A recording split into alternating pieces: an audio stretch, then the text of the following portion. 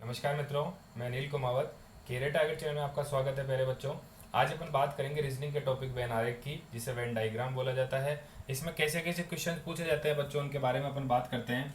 देखो, इसमें कैसे क्वेश्चन पूछे जाएंगे। सबसे पहले आपको दे दिया जाएगा भारत, राजस्थान और जयपुर। ठीक है बच्चों, और इसमें आपको ऑप्शन दिए जाएंगे। ऑप्शन आपको दे दिए।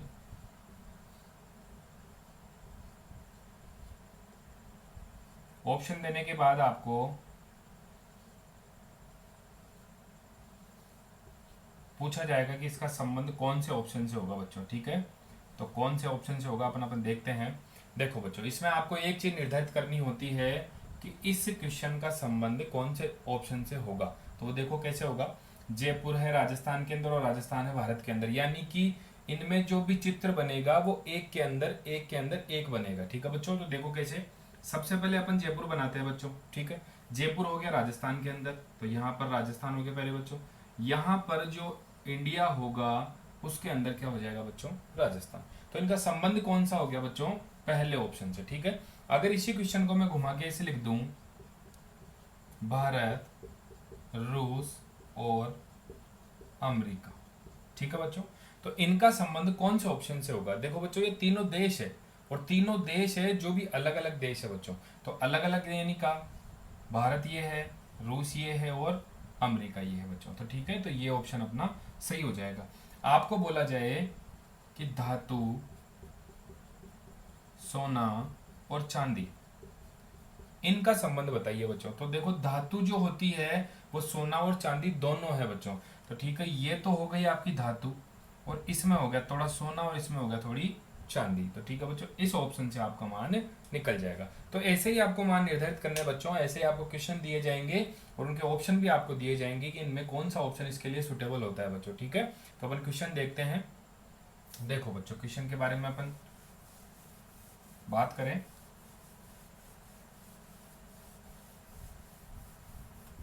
हाँ तो बच्चों देखो, यहां पर आपके पास क्वेश्चन चल रहे होंगे बच्चों।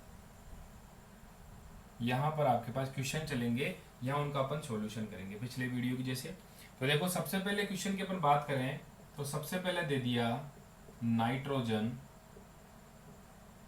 बर्फ और हवा। ठीक है बच्चों, देखो इनका मैं थोड़ा सा आपको ऑप्शन बता देता हूं कि ऑप्शन कौन कौन से सही होंगे।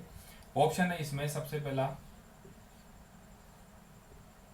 दूसरे ऑप्शन की बात करें, तीसरे ऑप्शन की बात करें,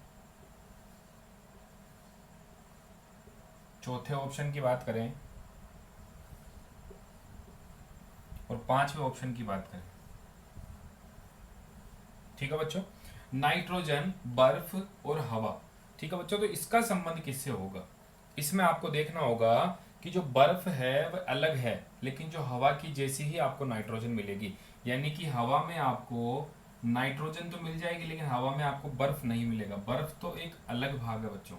तो यहां पर तो हो गया बर्फ, ये हो गई हवा और ये हो गई नाइट्रोजन। ठीक है बच्चों, तो इसमें आपका कौन सा ऑप्शन सुटेबल होगा बच्चों, दूसरा नंबर का ऑप्शन। ठीक है, दूसरे क्वेश्चन की बात करें, पीतल, लोहा और धातु। पीतल, लोहा और धातु। ठीक है बच्चों, अभी मैंने आपको बताया था कि धातु में पीतल और लोहा दोनों आते हैं बच्चों। तो ये तो हो गई आपकी धातु, ये हो गई आपकी पीतल और ये हो गया आपका फेरस यानी कि लोहा। ठीक है बच्चों, तीसरे क्वेश्चन की बात करें। तीसरे क्वेश्चन में आपको दिया है तहसील, जिला और गांव। तहसील, जिला और गांव। तो प्यारे बच्चों, इसमें आपको देखना होगा कि सबसे छोटा आपकी तहसील होगी, उसके ऊपर गांव होगा और उसके ऊपर जिला होगा। यानी कि गांव में तो तहसील होगी, ये तो आपकी तहसील होगी बच्चों। गांव, ये आपका गांव हो गया बच्चों, और जो जिला है वो गांव के अंदर आता है, ये आपका जिला हो गया बच्चों। तो इसमें कौन सा ऑप्शन सही हो जाएगा बच्चों, तीसरे नंबर का सही है। ठीक है बच्चों, ऐसे अगले प्रश्न की बात करें। देखो बच्चों, तो ऐसे ही क्वेश्चन आएंगे, आपको ऑप्शन को देख के आंसर देने हैं बच्चों। देखो, 4 नंबर के सवाल की बात करें तो 4 नंबर में मेज, कुर्सी और फर्नीचर। मेज, कुर्सी और फर्नीचर। देखो बच्चों, फर्नीचर में मेज और कुर्सी दोनों आती है बच्चों, यानी कि ये तो हो गया आपका फर्नीचर, ये हो गई आपकी मेज और ये हो गई आपकी कुर्सी। तो आपका ऑप्शन कौन सा सही हो गया बच्चों? 4th नंबर का। देखो बच्चों, 5 नंबर के सवाल की बात करें, चावल, सरसों और चुकंदर। हाँ तो बच्चों देखो, चावल, सरसों और चुकंदर। देखो चुकंदर फल में भी काम आता है, सब्जियों में भी काम आता है। चावल जो है वो धान है, सरसों है वो भी धान है, तो तीनों अलग अलग हो गए बच्चों। चावल भी अलग है, सरसों भी अलग है और चुकंदर भी अलग है। तो अपना ऑप्शन कौन सा सही होगा बच्चों? 5 नंबर का ऑप्शन। ठीक है, अगले क्वेश्चन की बात करें।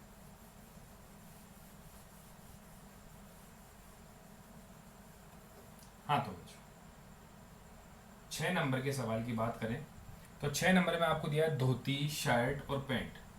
बहुत ही छोटे छोटे क्वेश्चन आएंगे। धोती, शर्ट और पैंट। हाँ तो बच्चों, धोती, शर्ट और पैंट। देखो धोती है जो नीचे यहाँ पर पहनी जाती है, शर्ट जो है वो यहाँ पर पहनी जाती है, पैंट है वो भी नीचे पहनी जाती है। देखो धोती भी अलग है, शर्ट भी अलग है और आपकी पैंट भी अलग है बच्चों। तो आपका ऑप्शन कौन सा सही हो गया? 5 नंबर का। ठीक है बच्चों, 7 नंबर के सवाल की बात करते हैं। जंगल, वृक्ष और हाथी। जंगल, वृक्ष यानी कि पेड़, और एक है आपका हाथी। देखो इसमें एक चीज ध्यान रखना बच्चों, हाथी जो है वो हमेशा जंगल में आपको मिलेंगे, रोडों पे हाथी कभी आपको नहीं मिलेंगे, वो पकड़ के लाए जाते हैं। तो हमेशा याद रखना, जंगल में ही वृक्ष पाए जाते हैं और जंगल में ही हाथी पाए जाते हैं। तो ये तो आपका जंगल हो गया, जंगल में कुछ हाथी है और कुछ आपके वृक्ष है यानी कि पेड़ है बच्चों। ठीक है, देखो 8 नंबर के सवाल। 8 नंबर के सवाल में आपको लिखा है कान, हृदय यानी कि दिल, हृदय और हाथ। इसके बारे में आपको पूछा है कि इसका मतलब क्या होगा। देखो बच्चों, कान जो है सुनने का काम करते हैं, हृदय है अपने शरीर को पंपिंग करने का काम करता है, हाथ है जिससे अपन किसी चीज को उठा सकते हैं बच्चों। ठीक है, तो हाथ ही हो गया, कान, हृदय और हाथ तीनों अलग अलग हो गए बच्चों। ठीक है, ऐसे अपन 9 नंबर के सवाल की बात करें। देखो बच्चों, 9 नंबर में आपको दिया है आलू, मछली और सब्जियां। आलू, मछली और सब्जियां। ठीक है बच्चों, देखो आलू, मछली और सब्जियां। देखो सब्जियों में आलू आ सकता है, मछली नहीं आ सकती, यानी कि सब्जियों में आपको आलू मिलेगा लेकिन आपको जो मछली है वो अलग मिलेगी बच्चों। यहाँ हो जाएगा आलू और यहाँ हो जाएगी वेजिटेबल्स यानी कि सब्जियां। ठीक है बच्चों, 10 नंबर के सवाल की बात करें। 10 नंबर के सवाल में आपको दिया है हाथी, घोड़ा और भैंस। हाथी, घोड़ा और भैंस। देखो बच्चों, तीनों अलग है, हाथी अलग है, घोड़ा अलग है, भैंस अलग है बच्चों। ठीक है, हाथी, घोड़ा और भैंस। 11 नंबर के सवाल की बात करें तो इसमें लिखा है गंगा, कोशी और बिहार। वेरी वेरी इंपॉर्टेंट है बच्चों, आरआरबी में कई बार पूछा जा चुका है क्वेश्चन। गंगा, कोशी और बिहार। गंगा, कोशी और बिहार। एक चीज याद रखना बच्चों, जो बिहार है उसमें गंगा भी है और कोशी भी है बच्चों। तो यहां पर तो हो जाएगा बिहार और यहां पर गंगा और यहां पर कोशी। बच्चों एक चीज हमेशा याद रखना कि बिहार में ही गंगा है और बिहार में ही कोशी है। ठीक है बच्चों, हाँ लास्ट सवाल की बात करें, 12 नंबर के सवाल की बात करते हैं। तो इसमें लिखा है भारत, उड़ीसा और Bhubaneswar. Very very important, bank में पूछा जा चुका है बच्चों कई बार। भारत, उड़ीसा और भुवनेश्वर।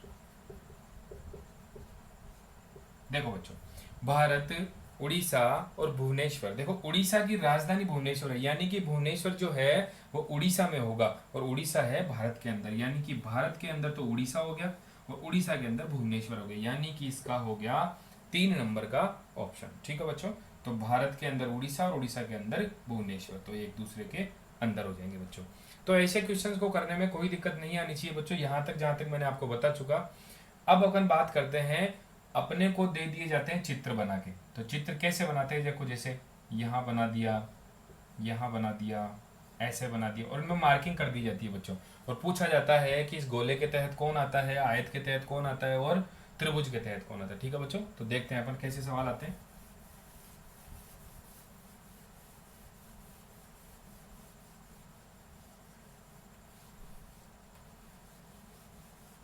डरने की जरूरत नहीं है बच्चों, बहुत ही सरल और सुंदर सवाल है।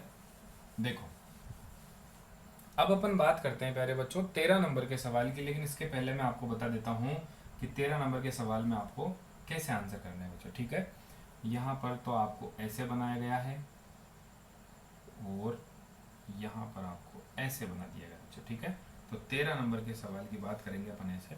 देखो इसमें आपको मार्किंग कर दी गई 10, 9, 4, 7, और यहाँ पर बच्चों एक सेकेंड थोड़ा सा अलग बन गया बच्चों, ये थोड़ा सा यहाँ तक जाएगा और ये थोड़ा सा यहाँ तक आएगा बच्चों। यहाँ पर हो गया 5, ठीक है बच्चों, यहाँ पर हो गया 8, यहाँ 6 और यहाँ पर 15।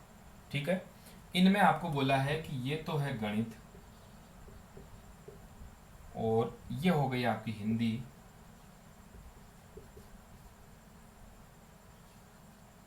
ये आपकी हिंदी हो गई और ये हो गई आपकी इंग्लिश यानी कि अंग्रेजी।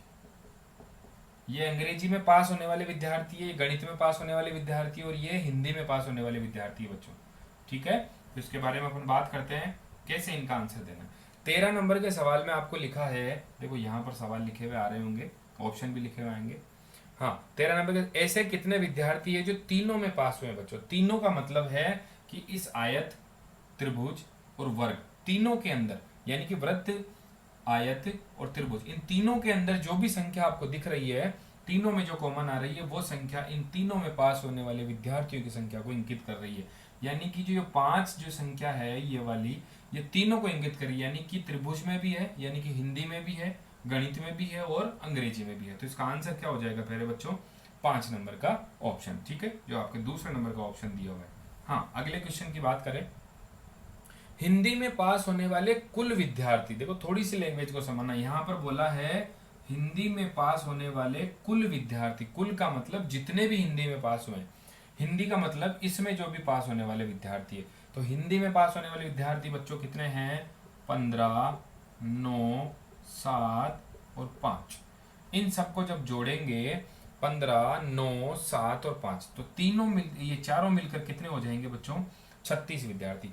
देखो यहाँ पर अगर हिंदी में पास होने वाले बोलते केवल हिंदी में, तो अपने को लिखते 15, जो केवल हिंदी में है, क्योंकि ये तो है वो अंग्रेजी में भी आ गए, ये गणित में भी आ गए। लेकिन इसमें पूछा है कि कुल विद्यार्थी, थोड़ा सा ध्यान रखना, वेरी इंपॉर्टेंट, यही पूछा जाता है इसमें, कुल विद्यार्थी कितने हैं। कुल का मतलब इस त्रिभुज में जो भी है वो कुल के अंदर कहलाएंगे। ठीक है, देखो 15 नंबर के सवाल की बात करें, 15 नंबर में आपके लिखा है केवल गणित में पास होने वाले, केवल और केवल पूछा है, केवल गणित में पास होने वाले, देखो 8 और 6, केवल, कुल नहीं, केवल।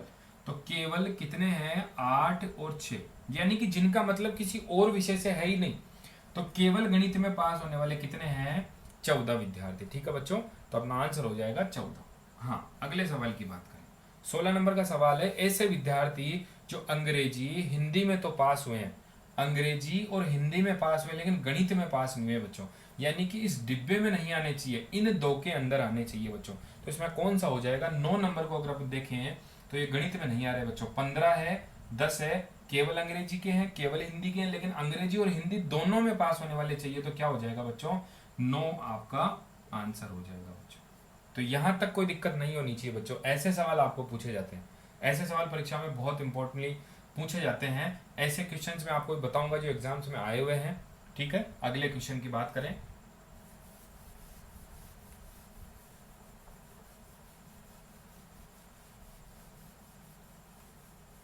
देखो आपको थोड़ा सा एक चित्र इसमें दिया हुआ है, पहले अपन चित्र बना लेते हैं बच्चों। ऐसा आपको एक चित्र दिया है बच्चों, जिसमें आपको यहाँ तो दिया है, यहाँ तो आपको दिया है बच्चों भारतीय, और यहां दिया आपको राजनीतिक, और यहां आपको दिया है वैज्ञानिक। यानी कि ऐसे भारतीय भी हैं जो वैज्ञानिक भी है और राजनीतिक भी है बच्चों, ठीक है। इसमें आपको दिया है सी, यहां दिया है आपको डी, और यहां दिया है आपको ए, यहां एफ, और यहां बी, यहां आपको बी दिया है, यहां आपको जी दिया है, और यहां पर आपको ई दिया है बच्चों, ठीक है। 17 नंबर के सवाल में आपको बोला है प्यारे बच्चों, वह क्षेत्र बताइए, यानी कि वह क्षेत्र कौन सा है जो भारतीयों को प्रदर्शित करता है, जो कि राजनीतिक है किंतु वैज्ञानिक नहीं होने चाहिए बच्चों। यानी कि इस गोले में नहीं आने चाहिए, मतलब इस गोले में नहीं आने चाहिए। इन दोनों गोलों में कौन सा है बच्चों? बी आपका सही आंसर होगा बच्चों, ठीक है। तो मतलब भारतीय राजनीतिक है लेकिन वैज्ञानिक नहीं है, मतलब इस गोले में नहीं आने चाहिए। ये वाला जो गोला है इसमें नहीं आने चाहिए, ठीक है बच्चों। हाँ, 18 नंबर के सवाल में अपन बात करें, वह क्षेत्र जो उस वैज्ञानिक को प्रदर्शित करता है जो भारतीय, यानी कि भारतीय वैज्ञानिक कौन कौन से हैं जो राजनीतिक नहीं है। जैसे बी था वैसे यहाँ पर डी होगा बच्चों, तो ये आपका डी हो गया। हाँ, 19 नंबर में दिया है, भारतीयों को प्रदर्शित करने वाला बताइए जो कि वैज्ञानिक न हो और राजनीतिक भी न हो। केवल भारतीय कौन से बच्चों? सी। तो केवल भारतीय कितने हो गए बच्चों? सी, ठीक है। तो 17, 18, 19 इस क्वेश्चन के क्वेश्चन बने बच्चों, ठीक है। तो 17, 18, 19 में आपको दिया है, बी तो हो गया भारतीय और राजनीतिक, डी हो गया आपका भारतीय और वैज्ञानिक, और 19 सी हो गया आपका केवल भारतीय बच्चों, ठीक है। अब अपन उन क्वेश्चंस की बात करेंगे जो एग्जाम्स में आए हुए हैं बच्चों, ठीक है। तो यहाँ उनके चित्र चलेंगे और इधर अपन उनकी सॉल्यूशन करेंगे बच्चों, ठीक है। हाँ, 20 नंबर के सवाल में आपको दिया है बच्चों, चाय, कॉफी और पेय, यानी कि पेय पदार्थ, पीने योग्य, ठीक है। तो मैं आपको पहले बता चुका हूं कि पेय पदार्थ है जो चाय भी है और कॉफी भी है बच्चों। तो यहां पर तो हो गया आपका चाय और यहां पर हो गया आपका बच्चों कॉफी, ठीक है बच्चों। तो चाय और कॉफी दोनों पीने योग्य पदार्थ है, ठीक है। तो अपना ऑप्शन ये सही हो जाएगा। हाँ, 21 नंबर के सवाल में आपको लिखा है, डॉक्टर, खिलाड़ी और कलाकारों को जो दर्शाया गया है, ठीक है। कोई ना कोई चित्र ऐसा है कि जिसमें डॉक्टर, खिलाड़ी और कलाकार को दर्शाया गया है, लेकिन उसमें आपको बताना है डॉक्टर तथा खिलाड़ियों को दर्शाता है लेकिन कलाकार नहीं होने चाहिए। ऐसे बताइए कि डॉक्टर और खिलाड़ी है, डॉक्टर और खिलाड़ी होने चाहिए, कलाकार नहीं होने चाहिए। तो ऐसा आपका ऑप्शन हो गया प्यारे बच्चों आर, जो कि आपका डॉक्टर भी है और खिलाड़ी भी है, ठीक है, लेकिन कलाकार नहीं है। हाँ, 22 नंबर के सवाल में आपको लिखा है, अंग्रेजी भाषा और हिंदी, देखो बहुत ही अच्छा सवाल है, अंग्रेजी भाषा और हिंदी। हाँ, तो बच्चों आपको पता होना चाहिए कि जो भाषा है उसमें अंग्रेजी भी होती है और हिंदी भी होती है। तो यहाँ पर तो हो जाएगा आपका भाषा, यहाँ हो गई आपकी इंग्लिश, और यहाँ हो गई आपकी हिंदी, यानी कि भाषा में ये दोनों चीजें आती है, ठीक है बच्चों। हाँ, 23 नंबर के सवाल, 23 नंबर के सवाल में अपन बात करेंगे, चित्र आपको दिख रहा होगा, खिलाड़ी जो कि डॉक्टर है परंतु कलाकार नहीं है। ऐसे खिलाड़ी जो डॉक्टर है, यानी कि डॉक्टर और खिलाड़ियों का संबंध बताना है, कलाकार नहीं होने चाहिए। तो आपका ऑप्शन इसमें दिया हुआ है बी ऑप्शन, यानी कि डॉक्टर और खिलाड़ी तो है परंतु कलाकार नहीं है बच्चों, ठीक है।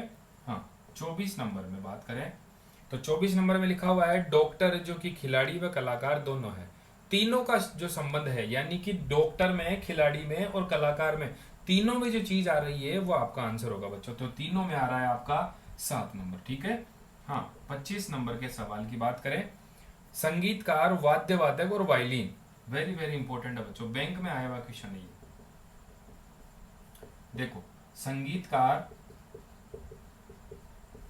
वाद्य वादक जो कि वीणा बजाता है, और वायलिन वादक जो कि एक तंदूरा बजाता है, ठीक है। वायलिन वादक, वाद्य वादक और संगीतकार। देखो, संगीतकार जो होंगे वो वाद्य वादक भी होंगे और वायलिन वादक भी, मतलब ये तो हो गया आपका संगीतकार, और संगीतकार में आ गए आपके वाद्य वादक भी आ गए और वायलिन वादक भी आ गए, ठीक है बच्चों। तो दोनों होते हैं संगीतकार, ठीक है। हाँ, 26 नंबर में बात करें, 26 नंबर में कितने खिलाड़ी ऐसे हैं जो कि शिक्षक नहीं है और गायक भी नहीं है। केवल खिलाड़ी कितने हैं जो कि शिक्षक भी नहीं होने चाहिए और गायक भी नहीं होने चाहिए। केवल खिलाड़ी हो गए बच्चों आपके 12, ठीक है, तो 12 आपके खिलाड़ी ऐसे हैं जो न तो शिक्षक है और न ही गायक है। ठीक है। हाँ, 27 नंबर में सवाल में बात करें, कितने ग्रामीण लोग शिक्षित है? केवल ग्रामीण के बारे में पूछा है बच्चों, कितने ग्रामीण लोग शिक्षित है? तो ग्रामीण में हो गया आपका एक तो 22 और एक हो गया आपका 6, यानी कि दोनों मिलकर कितने ग्रामीण शिक्षित हो गए? 28। ठीक है। हाँ, 28 नंबर के सवाल की बात करें तो 28 नंबर में हो गया आपका लास्ट सवाल भी यही है, और 28 नंबर के सवाल में दिया है अध्यापक बताइए जो कि समर्पित भी होने चाहिए और ईमानदार भी होने चाहिए, यानी कि तीनों का जो संबंध है वो कौन सी संख्या से हो रहा है? तो तीनों का संबंध हो रहा है पहले बच्चों 4 नंबर की संख्या से। ठीक है बच्चों, इसमें आपके जो जो क्वेश्चंस बनते हैं एग्जाम्स में वो मैं आपको करवा चुका हूँ। यहाँ पर चित्र दे दिए जाते हैं, उनके आंसर पूछ लिए जाते हैं, 3 शब्द दे दिए जाते हैं और आपको ऑप्शन देके और वो आंसर पूछ लिया जाता है। तो ठीक है बच्चों, ऐसे ही ये सवाल बनते हैं जो मैं आपको करवा चुका हूँ। ठीक है, थैंक यू।